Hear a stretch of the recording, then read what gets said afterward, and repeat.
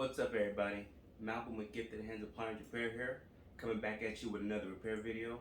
For those of you who don't know what we do on this channel, we repair appliances, we answer questions, and most importantly, we show you how to do things on your own.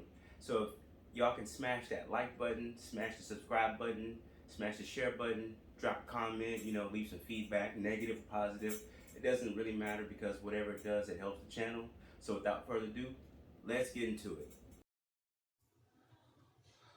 So this is what I did. I took everything out. I made sure it was unfrozen.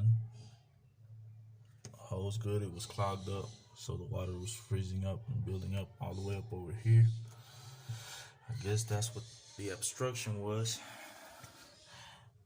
And this is where the air flows in. So, I appreciate your advice, Malcolm. Another job well done, man.